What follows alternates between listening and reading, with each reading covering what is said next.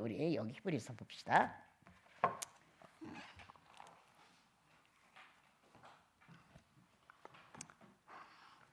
14절 같이 읽어요. 자녀들은 혈과 육에 속하였음에 그 또한 같은 모양으로 혈과 육을 함께 지니심을 통하여 죽음의 세력을 잡은 자 곧 마귀를 멸하시며, 죽음의 세력을 잡았다. 사망, 하나님 앞에서 살 수 없는, 다시 말하면 우리의 의지를 농락해가는, 우리의 의지를 정복해버리는 이 마귀가 있다는 거예요. 우리의 의지의 문제가 이게 굉장히 큰 거예요. 그런데 주님은 이것을 없애버렸다. 이 세력을 없애버렸다. 15절 같이 읽어요. 또 죽기를 무서워함으로 한평생 매여 종로로 타는 모든 자들을 놓아주려 하시미니. 사람들은 누구든지 실제로도 죽는 걸 즐거워할 사람은 거의 없어요, 여러분. 거의 죽는 것을 무서워하고 두려워하지요. 그런데 예수 그리스도를 받아들임으로 인하여 영계가 확실하다는 사실이 성령을 통하여 알려짐으로 죽음을 두려워하지 않는다는 거예요. 그렇지 않으면 누구든지 어쩔 수 없이 인생을 마감하고 가는 게 죽음이에요.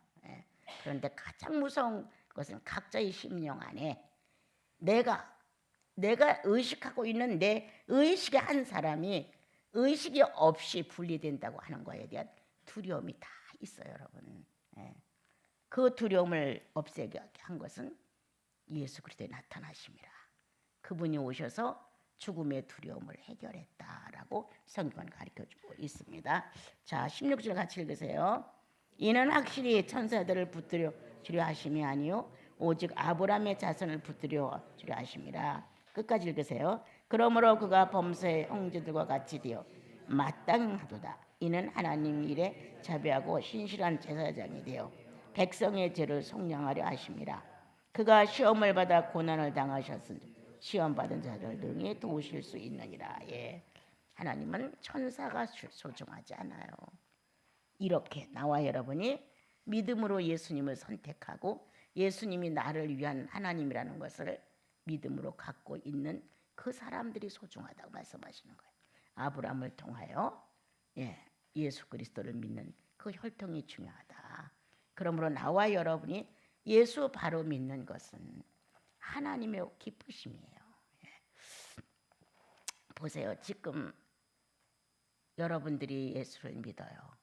여러분들이 믿는 예수는 갈수록 더 아름답게 번창이 되야 되는데 시대의 흐름은 다 뺏어가요.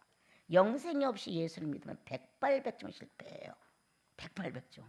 그런데 이제 할머니 할아버지들이 영성을 가지고 예수를 믿었어요. 그나마 그래도 그런데 그 아들 딸들이 영생 없이 믿을 수 있다는 거예요.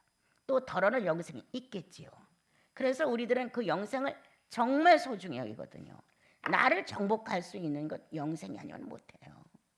내 마음의 욕망적인 본능적 욕구가 솟구쳐 오르는데 이걸 정복할 자가 누구예요? 그리스도의 자유의지가 아니면 이건 절대 못하는 거예요. 회복된 자유의지가 있어야 내 마음을 책망도 하고 꾸지람도 하고 주님 앞에 나와 내가 이렇게 악해요 라고 고발도 할 수 있는 것이지 그게 없이는 안 되는 거예요. 그래서 나와 여러분이 지금 살고 있는 위치에서 아들 딸들이 다 이제 뭐 20이다 뭐 30, 40 이렇게 되어 가는데 과연 영생이 있는가? 과연 영생이 있는가? 오늘도 마귀를 멸하신, 마귀를 없이 하신 그리스도의 자유의지의 선택이 사용될 수 있는 사람들인가를 확인해 줘야 돼, 서로가요. 자, 그럼 그들의 아들 딸들은 시대는 3대를 거쳐나가는 거예요. 거의 없게 됩니다. 거의 없게 되죠. 영생을 소중히 여기고 영생에 관하여 애가 타야 부모가 그나마도 이 시대에, 이 화려한 시대에, 보기 좋은 시대에, 내 맘대로 하는 시대에 영생을 얻을까 말까 하는데 부모가 관심을 안 가져줘. 예수에 대해서 전혀 관심을 안 가져줘. 다만 세상의 구조에 맞추려고만 노력을 해. 낭중에 예수 믿으라고 너무너무 어려운 거예요.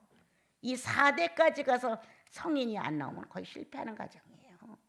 4대 정도가 내려가면 그 중에 한 4대 정도 안에서는 성직자가 나와야 되고 4대 안에서는 성인이라고 불리울 만한 인격자가 성령 충만한 자가 나와야 돼요.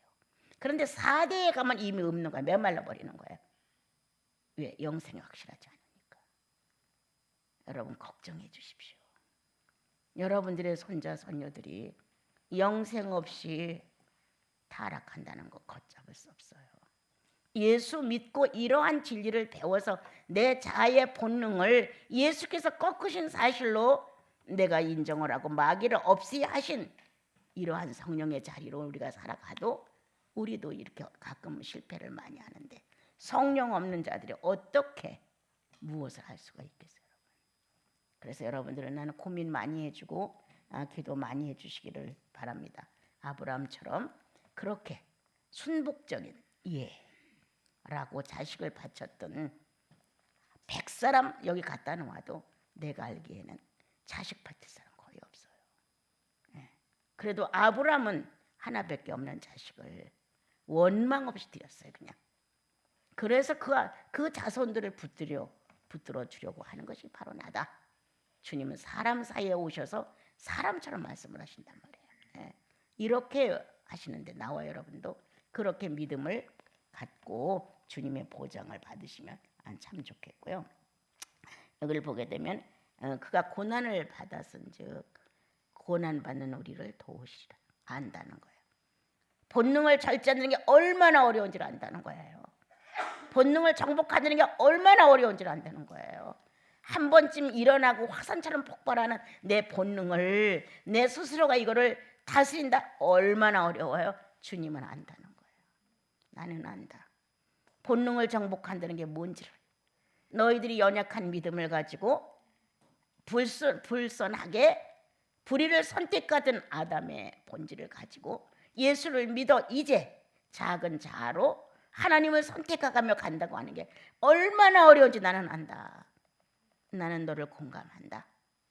그러므로 내가 너를 도와준다. 이렇게 나온 거예요. 네, 이거 옛날에 예수 믿고 얼마 안 가서 이거 붙들고 엄청 울었어요.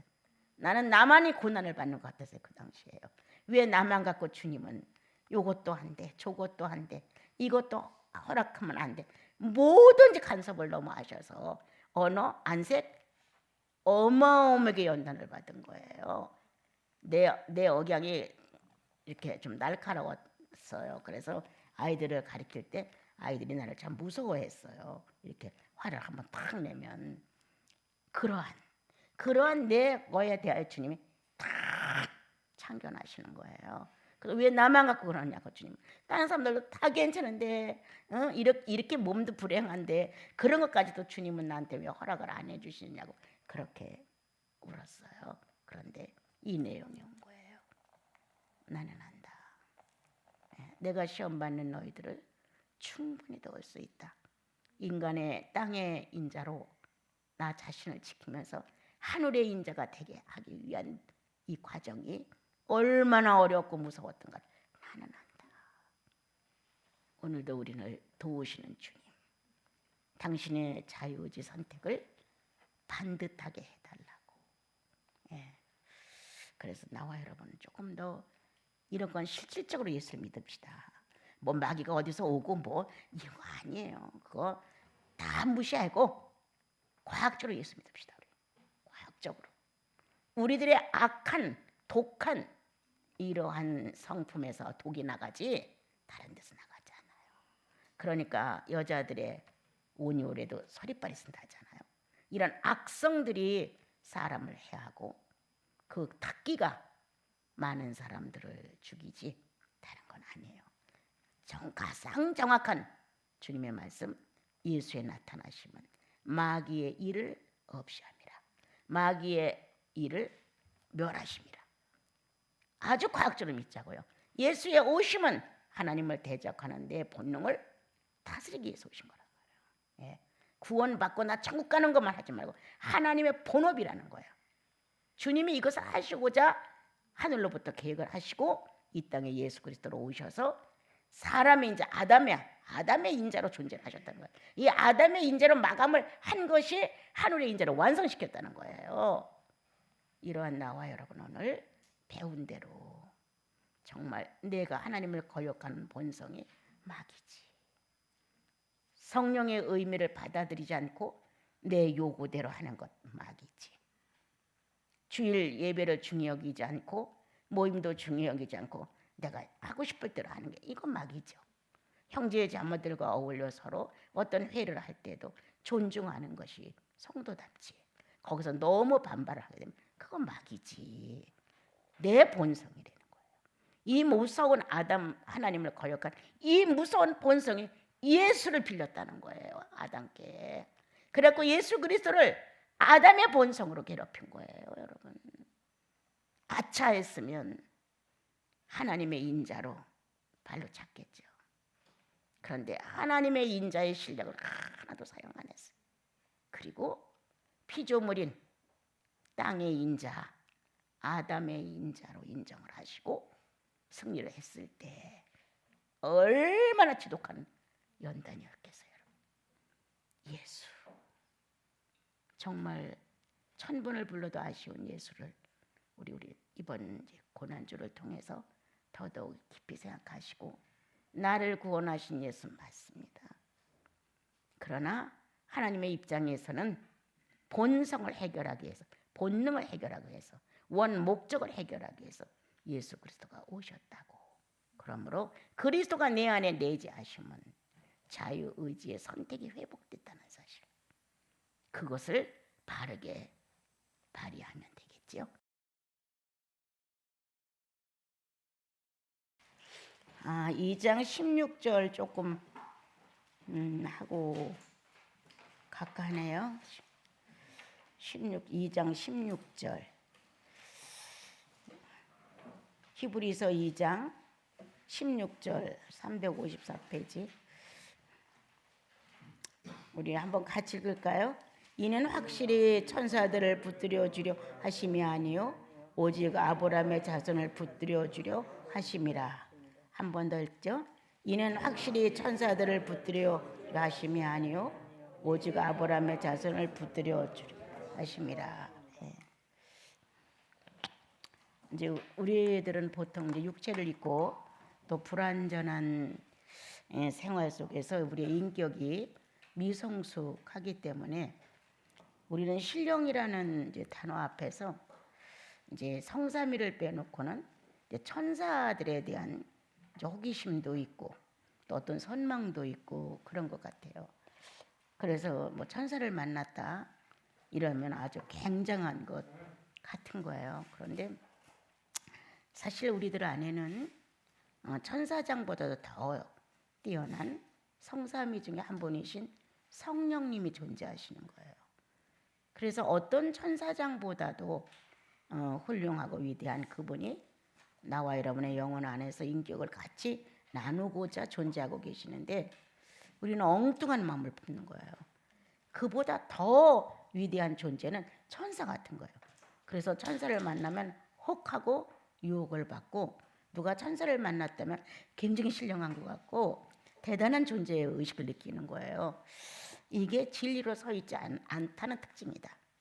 우리가 진리로 서 있으면 말씀으로 서 있으면 천사장이 10명이 와도 그리고 천국에 다 천사장을 다 모집해도 주님 한 분과 대등할 수 없다는 거예요. 그런데 우리는 육체를 입은 하나님의 성도고 육체를 입은 그분의 혈통을 이어받은 유전자를 함께 공유하는 자녀예요. 천사는 보이지 않는 비피조개의 종들일 뿐이에요. 그런데 이 엉뚱한 신앙을 가진 사람들은 천사 그러면 굉장히 위대하게 보는 거예요. 내가 죄인이었을 때는 천사, 평범히 예수를 모르고 살 땐 천사가 났대. 대단한 것 같은 거예요. 그런데 예수님을 영접하고 내가 그리스도 안에서 하나님의 자녀가 된 이후에는 천사? 그건 하나님의 심부름꾼일 뿐이에요. 심부름꾼과 자녀의 소속은 틀려요. 그런데 아직도 이 미신성과 뭔가 그건 더 훌륭하게 보이는 것 같은 거예요. 그래서 유혹을 느낀다. 그런 사람들이라면 아직도 진리는 그에게서 의의를 이루지 못한다는 거예요. 진리는 어떠한 상황 중에서도 세 분의 하나님을 하나님의 한 하나님으로 일치를 시키면서 내 영혼을 견고하게 붙들지, 그러한 것에 대하여 이렇게 유혹을 받거나 유동을 하지는 않아요.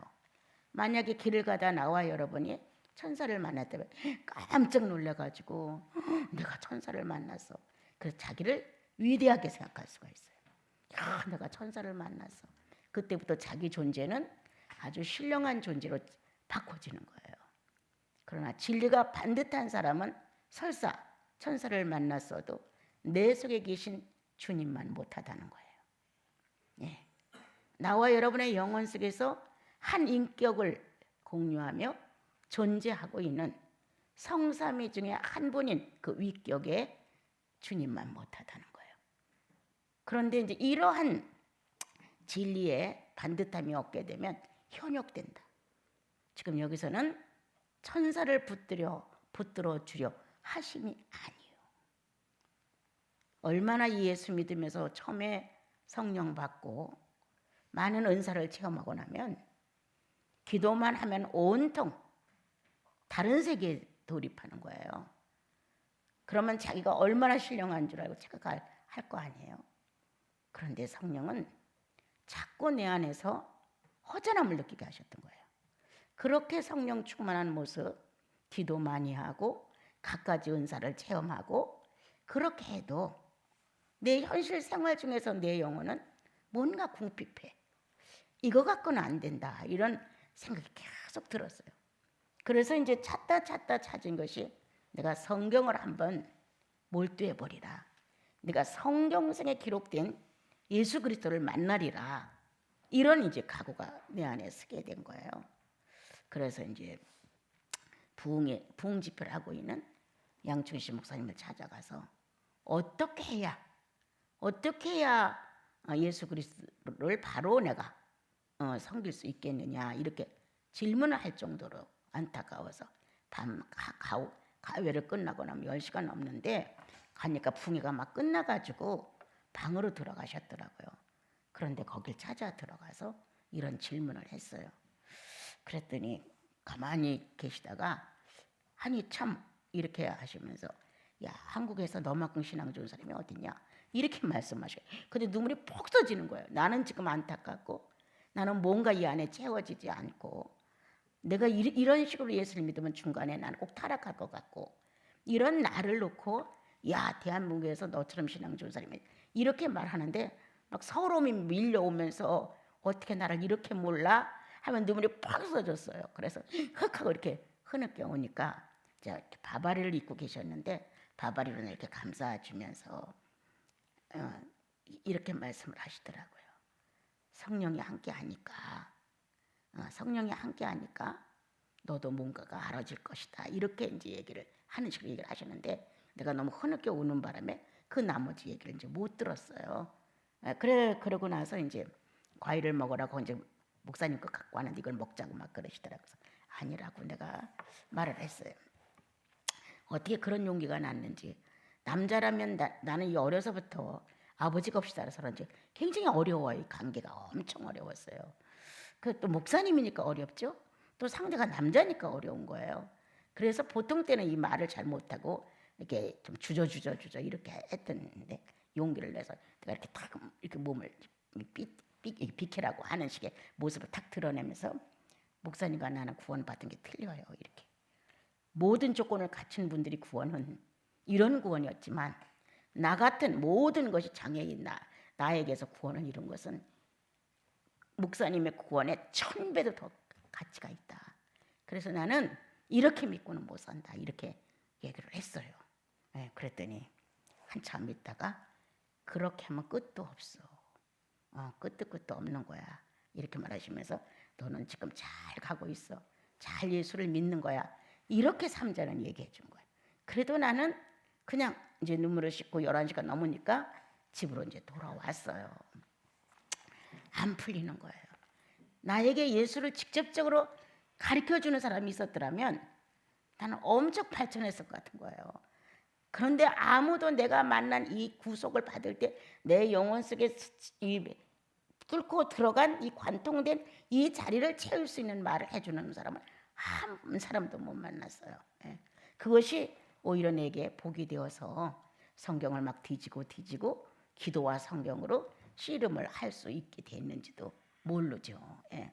그래서 이제 소원이 나는 주님을 알고 싶어였어요. 주님 나한테 물어보세요. 그럼 나는 이렇게 대답할 거예요. 나는 예수님을 알고 싶습니다. 이렇게. 주님 나한테 또 질문하세요. 뭐가 소원이냐? 성경상에 있는 예수님을 알고 싶어요. 이게 내 대답이고 내 질문이 혼자 이렇게 이제 해가면서 예수님을 알고 싶다고는 아무것도 바라지 않는다고 예수님을 알고 해달라고 이렇게 했었어요. 그러면서 이제 신앙생활을 해나가며 많은 이적과 표적과 기사가 정말 얼마나 많이 있었겠어요. 교회를 1년에 한두 번밖에 못 갈 때도 있었는데도 불구하고 신앙을 그대로 유지할 수 있었던 것은 성령이 내게 너무 가까이 계셔서 나를 이끌어 가줬기 때문이에요. 예.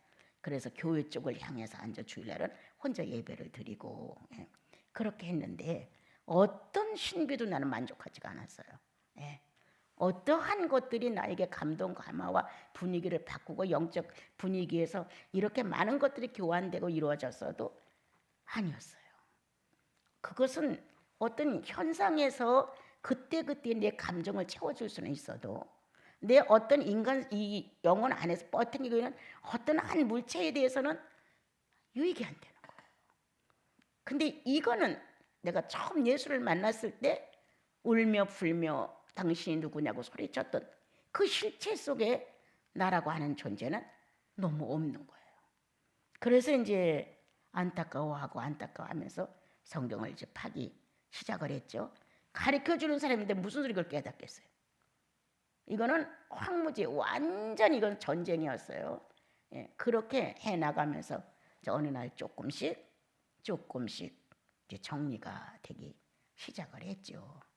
그래서 이제 지금은 이렇게 이제 성경을 펼쳐서 주님과 교제를 한다고 다 되는 건 아니에요. 그런데 나는 기도 중에 많은 걸 터득했어요. 예, 이 많은 내용을 어떻게 성경을 다 경험하겠어요? 이런 뭐 스토리 정도야 그냥 우리가 엮어가는 거지만 그런데 이 기도 중에서 그 내용이 알려지는 거예요. 또 사생활 중에 그냥 애들을 가르치고 있을 때나 누구를 만나고 있을 때에도 마음에 그 내용이 확 오는 거예요. 그래서 나도 모르게 놀라면서 그거였구나. 주님 그거였어요? 이렇게 이제 혼자 쭝얼거릴 정도로. 그런데 더더욱이 난 놀란 것은 나를 진실하게 하신다는 거예요. 예. 참 이 사람은 자기가 볼 때 자기는 진실한 것 같은데 진실하지 않아요. 정말 거짓되고 요사를 떨고 다 자기 목적에 맞을 때 선하지 절대 아니에요. 예. 내가 마음에 드는 사람한테는 선을 베풀 줄 알지만 내가 마음에 안 들면 딱 냉정한 거예요. 나는 그래도 굉장히 정직한 줄 알았어요. 아주 진실한 줄 알았어요. 그런데 내가 그리스도 안에 들어가서 나를 볼 때마다 난 진실하지 않았어요. 난 정직하지도 않았어요. 나는 꽤나 엄마를 닮아서 후하고 인정했고 남을 배려하고 용서해주고 그런 핏줄이라고 생각했던 거예요. 그런데 그것도 아니었어요. 예. 그러면서 주님 안에 새로운 어떤 이제 의식이 감돌면서 진실이라는 어떤 내용이 나를 막 치고 들어왔어요.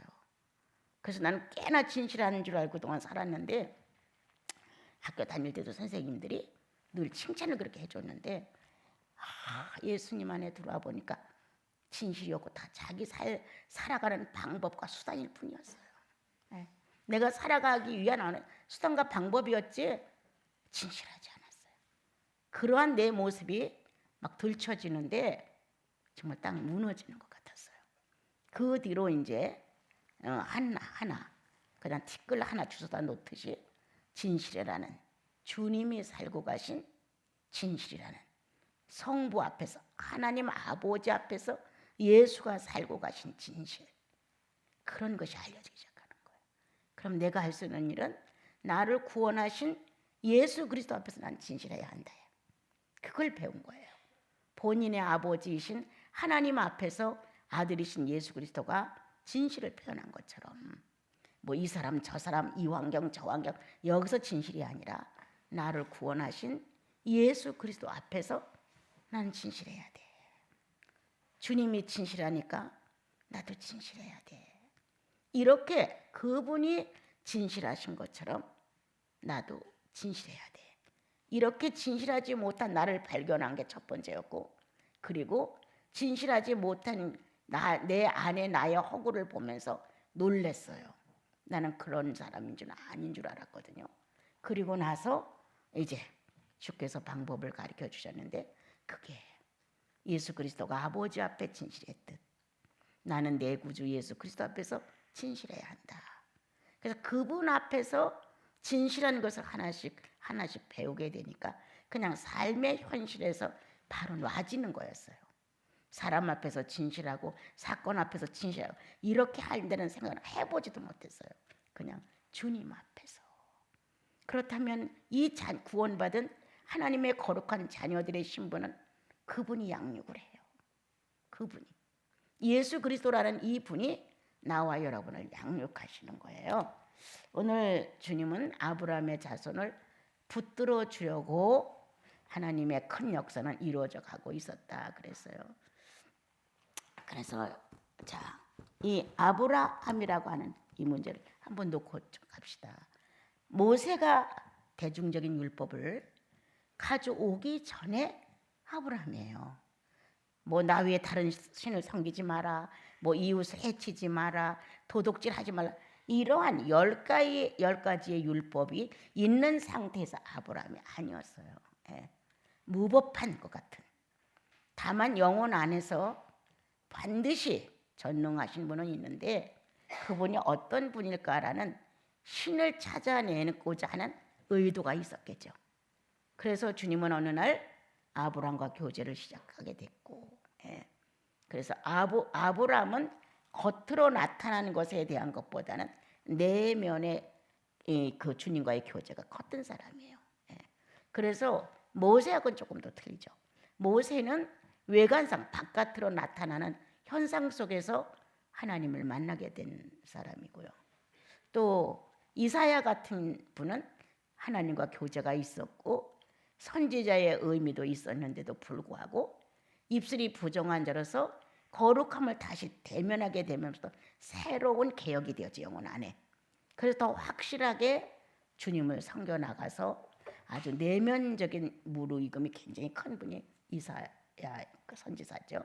아브라함 같은 경우는 아주 이방 신들이 많은 데서 어떤 게 참 하나님인가를 내면에서 찾았을 때 그 영혼에서 울림이 오게 된 거였어요. 이 바깥 현실로 무지개가 떠서 하나님이구나, 이게 아니에요. 이거 홍해바다가 갈라지니까 하나님이구나, 이렇게 나타나는 현상을 놓고 하나님이라고 하는 게 아니라 하나님을 찾는 심령 안에 나타나신 거예요. 하나님은 누구일까? 도대체 어떤 신이 완벽한 것일까? 어떤 신이 정말 나를 보장해 주는 신일까? 이렇게 내면에서 찾는 거기에 심령 안에 대답이 온 거예요. 예. 이렇게 대답이 온 거예요. 그래서 심령 안에서부터의 아브라함은 출발이에요. 그러니까 첫 번 기초도 굉장히 잘 놓아진 거예요. 그렇게 해서 갈대아 우르를 떠날 수 있다고 하는 건 환경적 이상 갖고는 못 떠나요. 그런데 심령에서 이상이 일어난 거예요. 갈대아 우르를 떠나. 이 심령을 딱 붙들으시고 심령 안에서 당신의 의사를 딱 전달함으로 아브라함은 아니라고 거부할 수 있을 만한 힘이 없는 거예요. 내부에서 일어난 현상이기 때문에. 그래서 하나님을 찾은 것도 심령 안에서 자기 마음 깊은 데서 찾았고, 그분이 아브라함을 만나서 갈대아 우르를 떠나야 해 라고 한 것도 거부할 수 없을 만큼 그분의 전능이 장악을 하게 된 거예요. 그래서 갈대아 우르에서 안정되고 살다가 모든 걸 정리해갖고 떠나게 된 거예요. 출발을 하게 된 거예요. 이렇게 이제 되고 주님은 거기다가 할례를, 이게 아무나 할 수 있는 일이 아니잖아요. 할례를 항할 것을 말씀하신 거예요. 그래서 너와 나 사이에 백성이라는 내 백성이라는 표시를 갖자. 이렇게 내 백성이라는 표시와 자, 너는 언약된 내 백성이야 라는 것을 내가 보장하마. 하나님께서 아브라함에게 당신 자신을 알리시는데 엄청 애쓰신 거예요. 이제 나도 아까 이제 마르틴 사님하고 나갔다 들어오다 나같이 무식한 자에게 지금은 신번역이니까 괜찮지만 옛날에는 거의 다 한문을 사용하는 성경에 그 낱말을 내가 몰라서 얼마나 애타는 줄 아느냐. 사전을 갖다 놓고 개울이다 그러면 그 개울에 대해서 정확한 내용을 몰랐고 우리들 생활 중에서 개울이라는 단어를 안 쓴다 잘. 그런데 성경에서는 개울을 하지 않는 자, 뭐 개울하는 자 이런 게 나온다. 그래서 내가 가질 수 있는 것은 국어사전 하나 가지고 이거를 찾았다. 다른 사람은 세 번 정도 두들겨서 얻을 수 있는 거라면 나는 무식했기 때문에 그의 배도 더 두들겨에 필어서 눈을 뜰 정도로 나는 암흑이었어요, 여러분. 아무것도 없는 빈 방에서 성경 하나 놓고 하나님을 찾아서 이런 걸 한다고 찾아낸다. 이건 너무너무 어려운 일이었어요. 그런데 어렵지 않게 하신 이유는 내 안에 갈망이 컸기 때문이에요. 너무 갈망이 컸으니까 뭐 어렵다, 힘들다, 뭐 지쳤다 이런 건 단한 생각도 못 해본 거예요. 다만 어떻게 하면 알까? 어떻게 하면 내가 이분을 찾아낼까? 어떻게 하면 여기에서 내가 이분과 이렇게 하다 죽어도 한이 없다 나는. 이런 생각으로 주님이 나를 이끌어 가셨기 때문에 심령 안에서의 발전이었다고 저는 생각을 해요. 기도하고 하면 이적과 이런 건 아주 너무너무 쉽게 나타났어요. 그러니까 그런 대로 나는 기울어질 수도 있었어요. 심령을 향해서 사람을 쳐다보면 그 마음에 있는 생각이 확 드러났어요. 예. 그렇지만 그게 무슨 의미가 있어요? 나는 지금 내 영혼 하나를 일으켜 세우지 못하는데 지금 이제 왜 이런 얘기를 하냐? 아브라함의 자손을 붙들어 주려 함이라. 우리가 타고난 천성 무시할 수 없다는 거예요. 다 거짓된 그 기질을 가진 사람은 예수 믿고 구원을 받았지만 그 기질을 반듯하게 예수의 기질을 바꾸게 엄청 어려워요. 여러분들이 한번 생활을 해보세요. 교만기를 가지고 태어난 나라면 내가 예수 믿고 구원받고 감동 많이 받아도 이 교만기 하나를 겸손으로 하기가 쉽지 않아요, 여러분. 무식한 내가 예수 그리스도를 제대로 알기에는 너무너무 거리가 멀었던 거예요. 다른 사람의 몇 배를 투자해야만 주님은 나를 당신 안에다 넣을 수가 있었던 거예요. 그런데 내가 감사하고 또 감사하는 것은 그렇게 순복되어 갈 수 있도록 이끄셨다는 거예요. 그렇지 않으면 도중에 내가 하차할 수 있었어요. 남들처럼 그냥 보통 믿고 그냥 남들처럼 그렇게 살면 나도 그렇게 믿을 수 있었어요. 그런데 내 영혼 안에는 그 원함이 내가 이 세상 사람들이 지금 현재 믿는 이게 내 영혼 차지를 않았어요. 저건 다른 사람도 할 수 있고 예수 안 믿어도 저 정도는 하고 사는데 예수 안 믿어도 저 정도는 충분히 인정을 베풀고 선을 행하고 저 정도는 용서해주고 사는데 예수 안 믿어도 그런데 예수 믿는 사람들은 유난히도 그거를 큰 일로 생각한단 말이에요. 예? 뭐 용서해주고 사랑해주고 인정 베풀어주고 뭐 불쌍한 사람 동정하고 이런 거를 크게 생각하는 거예요. 그런 건 양에 차지를 않았어요. 중요한 건 내가 구원받을 때 나의 주님이 나를 크게 울리고 나를 항복시킨 그 내용에 대하여 내가 알고 싶은 거였어요. 예. 자, 이제 아브라함의 자손을 붙들어 주려 합니다. 이거보다 더 진실한 건 예수 그리스도의 혈통을 붙들어 주려 하십니다. 예. 나와 여러분이 거듭난 건 그리스도 자신이 희생을 하고 거기로부터 출발된 성령을 통하여 이끄신 거예요. 그렇기 때문에 여기서는 아브라함의 혈통을 붙들어 주려고 하나님께서 일을 하신다고 기록을 하시는데 우리는 이보다 월등한 그리스도의 혈통을 통해 나왔어요. 여기에서는 성령을 내재시키는 선물이 없었어요. 그런데 신약에 와서는 그리스도를 통해서 구원받은 자 안에는 보장을 하시는데 여기는 할례로 보장을 했는데 우리 안에는 성령으로 보장을 하셨어요. 그럼 얼마나 더 값진 거예요. 이루 말할 수 없죠. 하나님의 신 중에 한 신이 우리 영혼 속에 존재하고 계시다는 거예요. 그래서 여기는 할례의 언약을 받은 특별한 하나님의 아브라함의 혈통이고, 우리는 예수 그리스도의 언약을 받은 너희들이 그리스도를 구주로 영접하면 성령을 선물로 받으리니 성령을 언약 받은 사람들이라는 거예요. 이렇게 어마어마한 차이예요, 여러분. 몸에 난지 8일 만에 아기들의 고추를 잘라서 너는 내 백성이야 라는 것을 증명하고, 그때부터 하나님께서는 그 할례 받은 족속에게 대해서 당신을 나타내는데 자유하셨어요. 내 백성이라고 인정을 했기 때문에 자유로운 거예요. 예. 그래서 혈통을 잇는 하나님의 보이지 않는 신령계의 혈통을 이어서 이 땅에다가 앞으로 예수 그리스도를 출현시키기 위한 하나의 혈통을 잡아내신 거예요. 그래서 천사가 문제가 아니다. 하나님의 거룩한 씨를 받아낼 수 있는 하나의 혈통을 만들기 위해서 하는 어느 날 주님은 이렇게 심령 안에서 창조주가 누군가를 궁금해하면서 찾는 아브라함에게 그 심령 안에 대답했다. 그리고 그는 처음으로 하나님께서는 아브라함을 향해서 나는 전능자야 라는 내용을 전달하셨다. 그리고 갈대 우를 떠날 것을 마음에다가 심령 안에다가 한 거 아니에요, 못해요, 못 가요, 조금 더 기다리세요, 이렇게 할 수 없을 만큼 완벽한 전능으로 임재하셨다. 예라고 할 정도, 그냥 그 자리에서. 그래서 거기를 떠나게 됐어요. 다시 할례를 해라. 이제부터 너를 통하여 할례 받은 것은 다 내 백성이야, 내 식구야, 그 말이에요. 그래서 언약을 받은 민족이라고 이렇게 말씀을 하셨어요.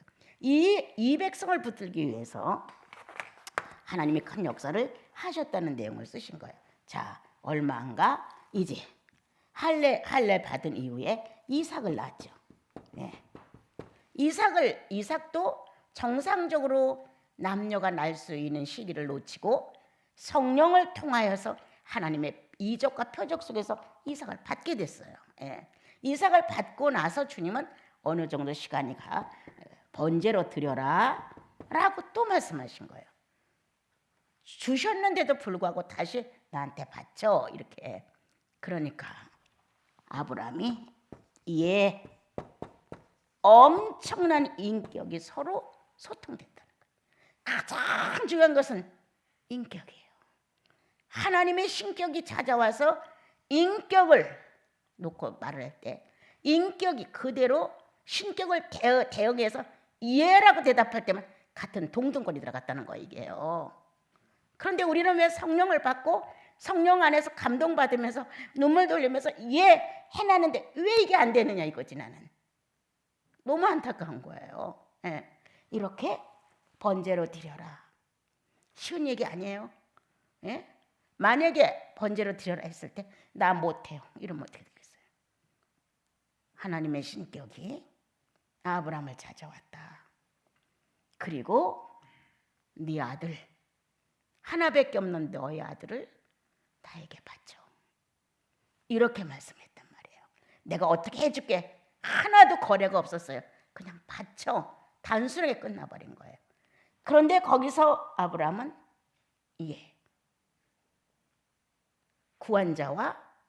구한자에게 넣어주는 이의 마음이 똑같았는데, 자, 신격이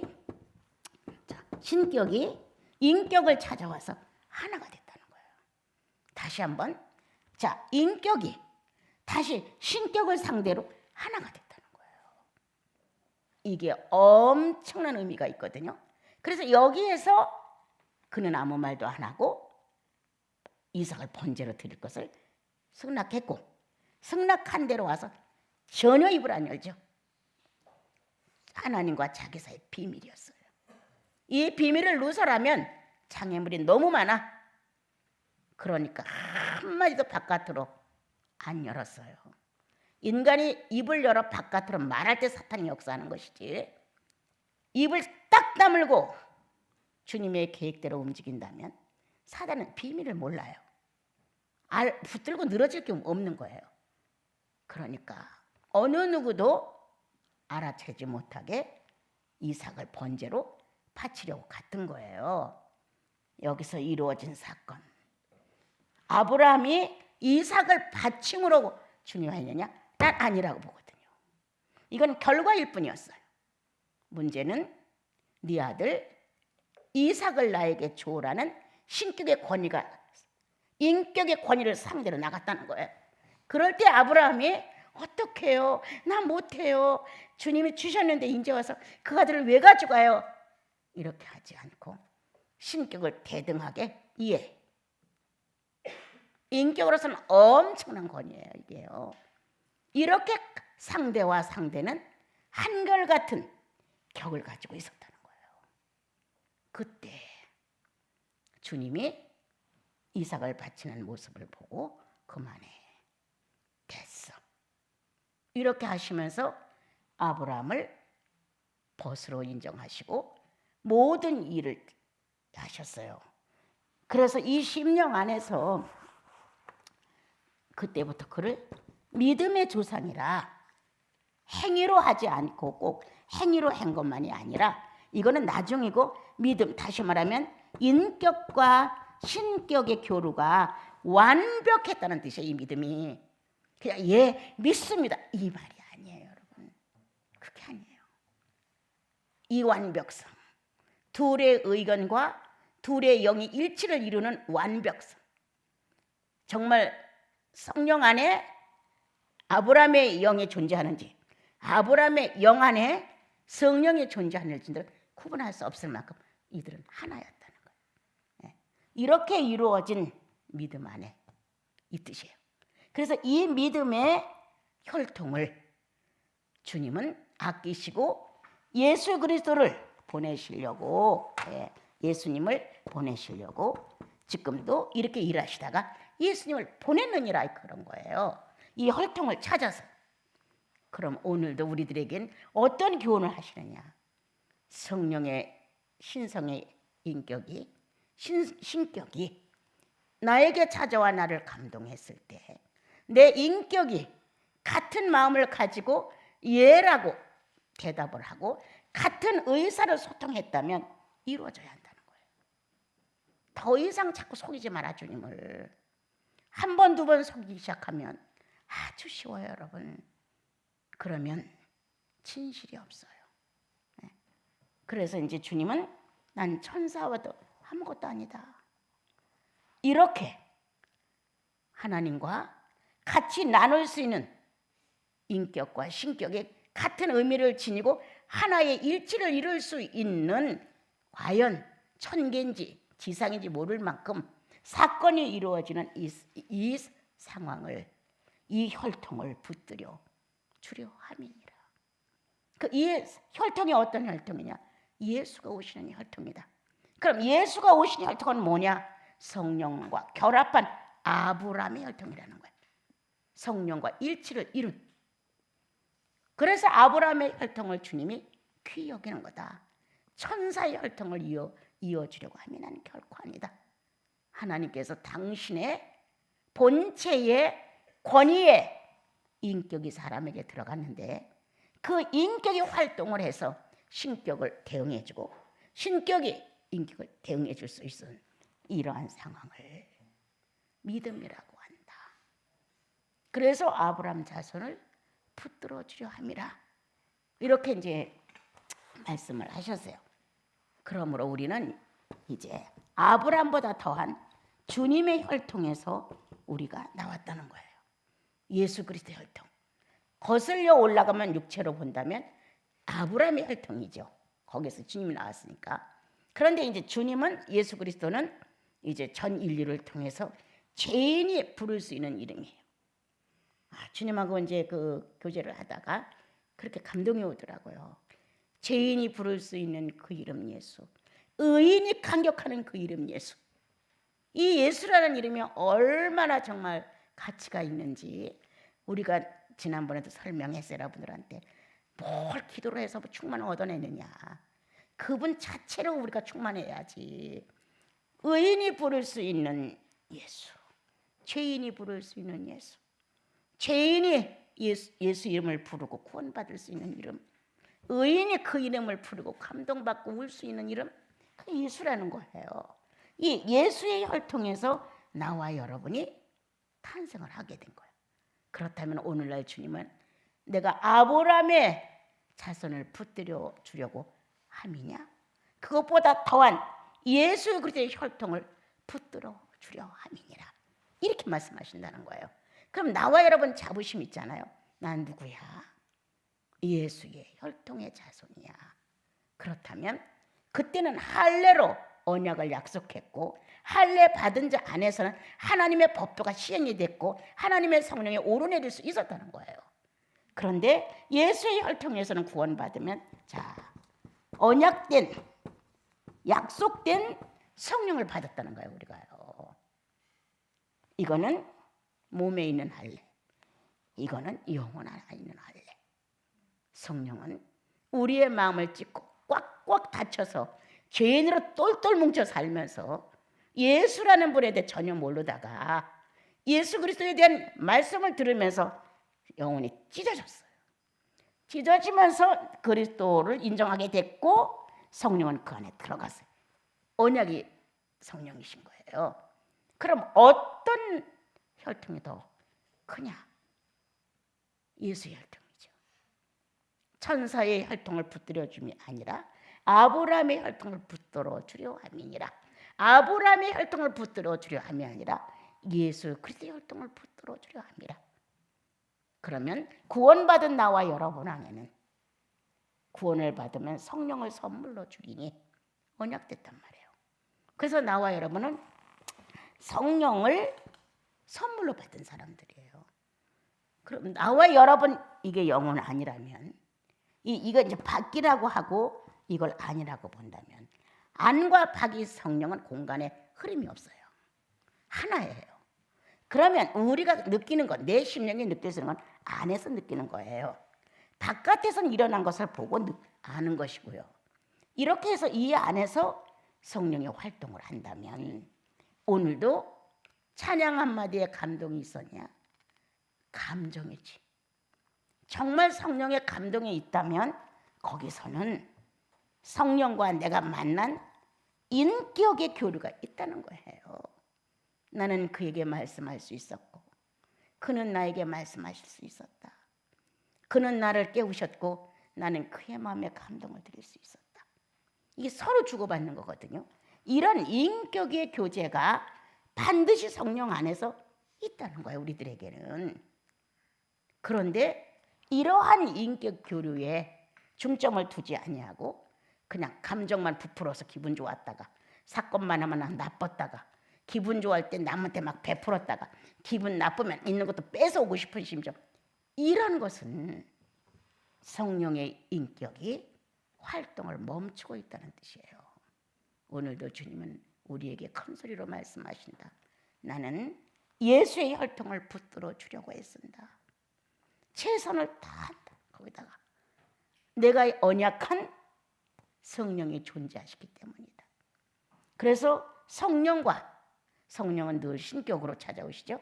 신격과 거듭난 네 인격과 하나가 됐으면 좋겠다. 서로가 내가 주님 안에 있는지 주님이 내 안에 있는지가 구분되지 않을 만큼 하나다. 이건 아주 찰나적으로 이루어질 수도 있어요. 오래 가봤다 몇 분도 안 가. 이건 몇 초도 안 가요. 그렇지만 만약에 이게 2초 정도 갔다 해도 어마어마한 양이 있어요. 이 안에는요. 2초 정도 신격은 인격으로, 인격은 신격으로 하나를 이룰 수 있는 어떤 공간의 의미의 모습이 있었다면, 인격 교류됐다면 2초도 엄청난 양이 와요. 그래서 내가 바뀌어요. 예, 바뀌어요. 아무리 세상을 붙들고 막 살으려고 몸부림을 쳐도 이런 역사가 일어나면 세상은 저절로 조각이 나요. 아무리 손해를 안 보고 정정당당하게 네 거 내 거 정확하게 구분해서 살자라고 몸부림을 쳐도 이와 같은 신격과 인격의 교류가 일치를 이루는 순간에 2초만 있었다면 어떤 짓을 내가 했구나. 그거 그렇게 해서 뭐 할 건데. 이렇게 달라진다는 거예요.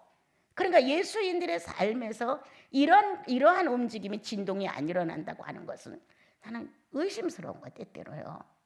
그리고 헛한 말이나 하고 신령한 척이나 하고 꽤나 너그럽고 관용하고 후하고 자기는 굉장히 사랑하는 것 같고 그리고 평화주의자인 것 같고 아니라는 거예요. 사람들 앞에 사랑받는 사람 그거 중요하지 않아요. 주님 앞에서. 오늘 주님은 사랑하는 여러분들에게 말씀하십니다. 나는 그리스도의 혈통을 붙들어 주려고 해. 아브라함이 작은 믿음을 가지고 하나님의 신성이 찾아와 말을 건넸을 때 그대로 흡수하여 동일한 인격으로 정렬했다. 그렇다면 지금은 성령이 오셔서 우리 안에서 충분히 예수 그리스도의 자격을 가지고 나를 받아들이신다. 그렇다면 나도 그리스도로 거듭난 한 자격을 가지고 성령을 흡수한다.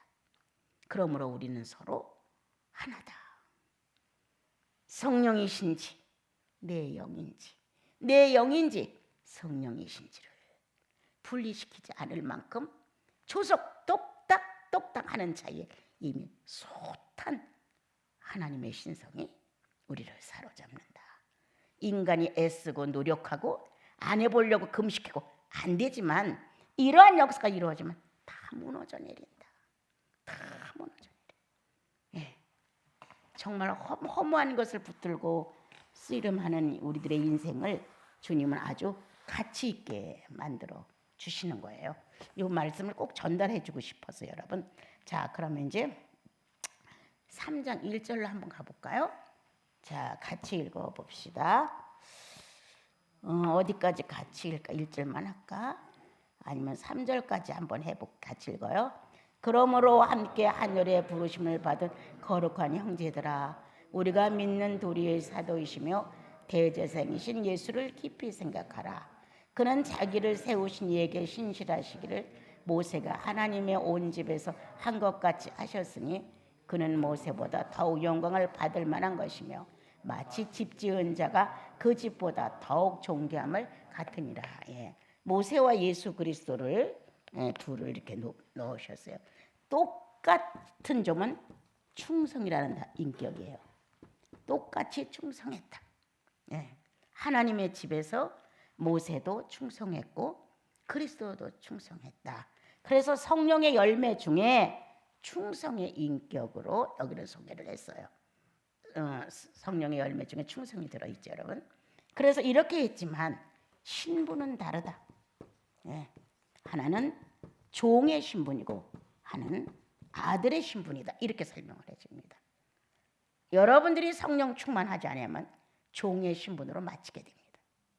예. 성령 없어.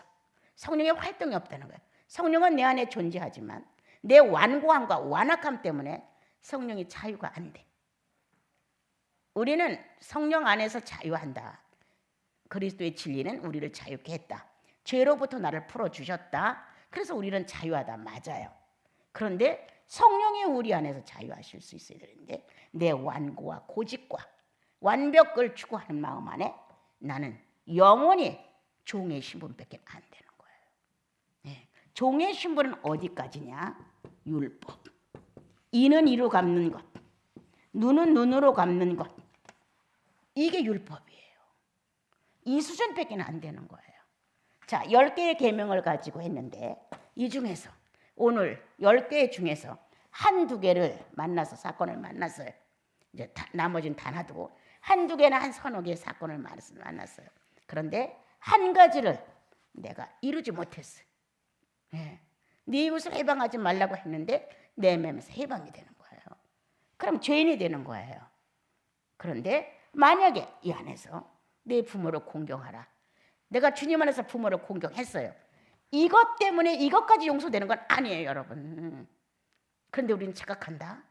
이웃을 해방해놓고 이거는 큰 문제가 안 되고 내가 내 부모를 공경했으니까 나는 괜찮다. 그럼 성령은 이것 때문에 자유할 수가 없는 거예요. 이 한 가지 때문에 네 이웃을 내 몸같이 사랑하라 했고 이웃을 해방하지 말라고 했는데 이웃을 해방해서 어렵게 만들어 놓고 그렇게 해놓고는 나는 부모를 공경했으니까 이 계명 때문에 이 이웃을 해방한 계명까지 용서를 받는 건 절대 아닙니다, 여러분. 이것 때문에 성령은 자유할 수가 없는 거예요. 근데 이거 생각지 않아요. 난 오늘도 그렇게 했어. 이런 의미가 있는 거예요. 그래서 자신들이 지금 율법 이상의 주인공들이 못 되고 있다는 거예요. 그러니까 율법에서 내가 왜 너에 대해서 손해를 봐? 너도 나한테, 나도 너한테. 우린 피차 손해 볼 일을 서로 안 했는데 왜 너는 내 거를 갖다 손해를 봐? 이런 마음이 우리 안에 있다는 거예요. 예. 그래서 그 사람을 볼 때 자유함이 없어요. 나는 내가 살아가면서 가장 싫은 게 그거예요. 그까진 물질 못 때문에 내 마음에 상대를 보는데 자유가 없다? 이건 아니지. 예. 내가 자유가 없다고 느낀다면 성령은 더 많은 고통을 겪은 것이겠죠. 내가 어떤 사건 때문에 내가 그걸로 인하여 내 마음이 번거롭다? 있을 수 없는 거예요. 그게 성령을 방해하고 있기 때문에. 그럼 뭐가 십자가냐? 그거를 제압해 나가는 게 십자가예요, 우리들에게는. 근데 그걸 안 하는 거죠. 그럼 종의 신분으로 살 것이냐?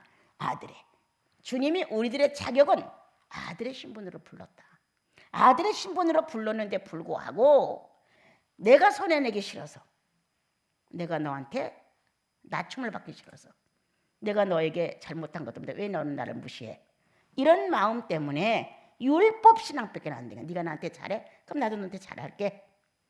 네가 나한테 손해봐? 나도 너한테 손해보게 할 거야. 이는 이로 갚고 눈은 눈으로 갚는 이 수준은 아무리 아들의 신분으로 불렀다 할지라도 종이다. 종은 그리스도를 기업으로 받지 못한다고 되어 있어요. 아주 소수겠지.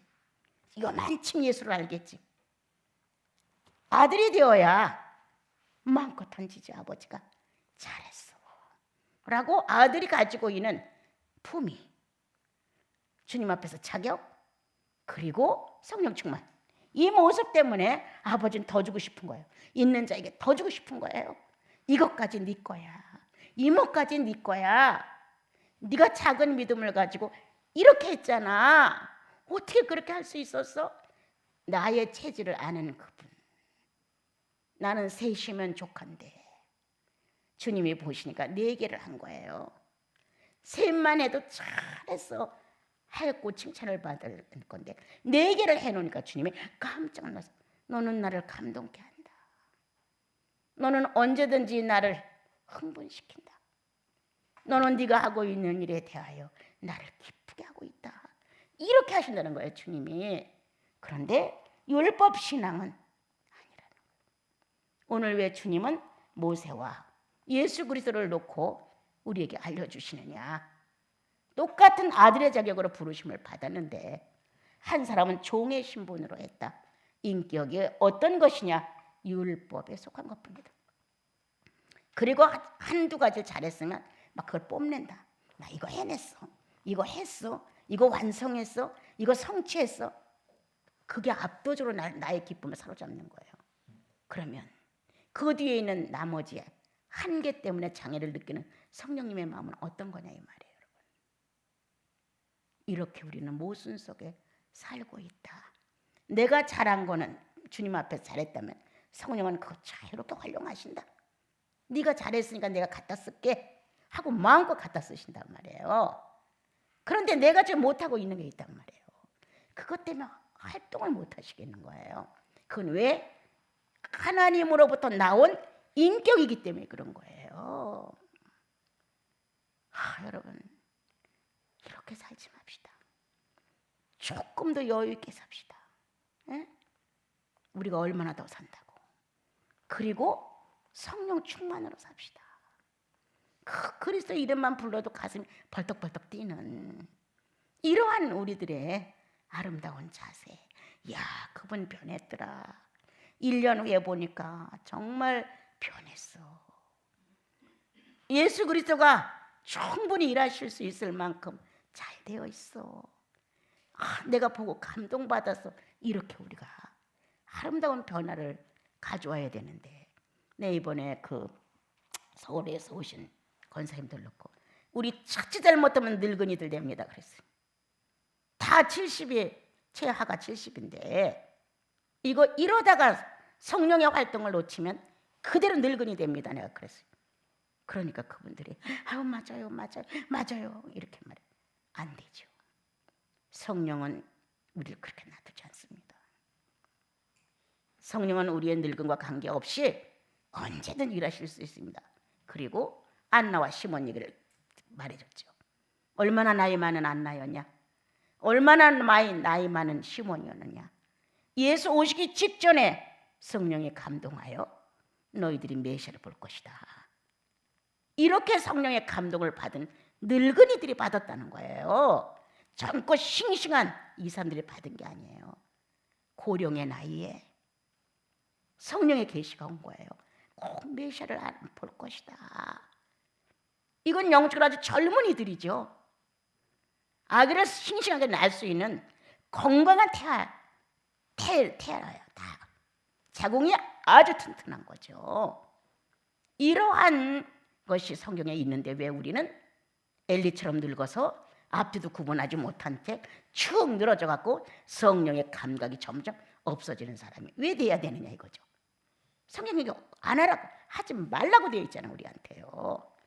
오늘 아들의 신분으로 자격이 획득했으니 여기서 우리 모든 걸 마치자. 율법으로가 아니라 우리는 성령으로, 성령의 사람으로 해야 한다. 여러분들 아주 예수 믿은 지 얼마 안 되면 성령의 9가지 열매들 정도는 다 애운되는 거예요. 그죠? 이거 암기해서 뭐 할 건데? 이거 암기해서 뭐 할 거냐고요. 9가지는 성령과 같이 역사하라는 거예요. 성령과 같이 가라는 거예요. 자비, 사랑, 충성, 양선, 겸손 하는 9가지 열매는 이제 내가 살아가는 동안에 주님 나라 갈 때까지 내 사역의 과제예요 지금. 그래서 나와 여러분이 9가지 인격이 풍성해져야 된다는 거야. 그게 아들이에요. 그러면 이렇게 성령의 9가지 열매가 풍성한 아들을 놓고 어떻게 기업을 안 줘? 어떻게 기업을 안 맡기겠느냐고. 바보가 아닌 이상 그가 이 땅에 살면서 성령을 존중하여 아까도 말했죠. 초석적인 인격의 결합을 통해서 하나님의 뜻을 이루는 사람들이다. 그렇다면 주님이 어떻게 거기다가 기업을 안 주겠느냐고. 예수 그리스도를 흡수할 수 있을 만큼 만족히 충만을 주시죠. 천국에서 금이 왜 필요해? 은이 왜 필요해? 땅덩어리가 왜 필요해? 돈이 왜 필요하냐고. 그게 영계는 그리스도를 아는 것만큼 내 재산이다. 성령을 경험한 것만큼 내 나라다. 확보하는 거야 이게요. 그래서 오늘 히브리서는 두 분이 똑같은 성령의 인격은 충성이었다. 똑같이 했다는 거예요.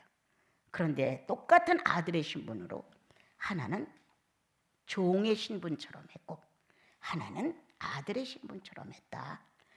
하나는 성령으로 살았고 하나는 율법의 신앙이었다는 거예요. 이렇게 우리가 살지 말라고 성경은 가르쳐주고, 자, 사도이며 대제사장이신 예수 그리스도를 깊이 생각하라 이렇게 돼 있어요. 나 이 단어가 엄청 옛날에 좋았어요.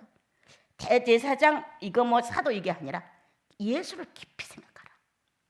예수를 깊이 생각하라는 데 대해서 우린 다른 거는 골똘히 생각해.